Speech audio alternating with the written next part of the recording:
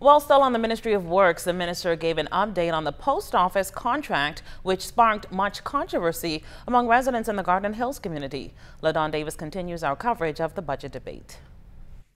Minister of Public Works, the Honorable Desmond Bannister, says his ministry projects that it will overspend its capital budget by more than $75 million for the new fiscal year. During his budget communication Monday night, Minister Bannister pointed out that he and his predecessor, opposition leader Philip Davis, whom Bannister holds partially responsible for the budget overspending, had to stop and cancel the contracts for 2 private and public partnerships. The Works Minister identified one of those contracts as the construction of a new post office on the Tonick-Williams-Darling Highway. I have great empathy, sir, for the person who financed that project, a decent, honorable man. It is inconceivable that the former administration put him in the position that it did. They directed that the project go on and permitted millions of dollars of our money to be jeopardized, despite the fact that there were no approved plans or building permit for the construction. Technical officers of the Ministry of Public Works had advised the former administration that a traffic impact. The former minister stopped this, and I commend him for it. I commend him for it. Technical officers of the Ministry of Public Works had advised the former administration that a traffic impact study was required. A proper site assessment should have been completed to see whether there was any possible ground contamination from the nearby gas station.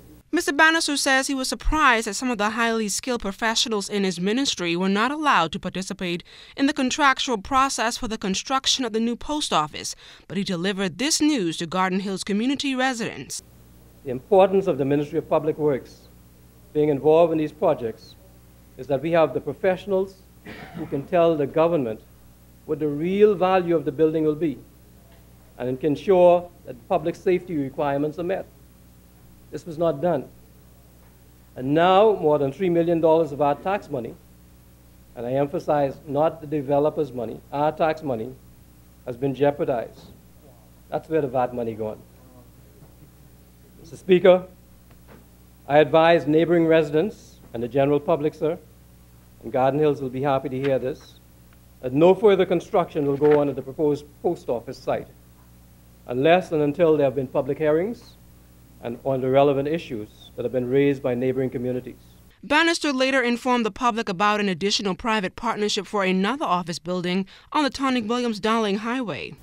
It's the one that the Honorable Member for Exuma and his business partners have put together for an office complex on Tonick-Williams-Darling Highway, where the government will invest in the project and be given preference shares in the ownership of the company that will own the building.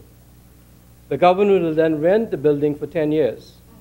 And at the end of that period, the building will be turned over to the government for $100.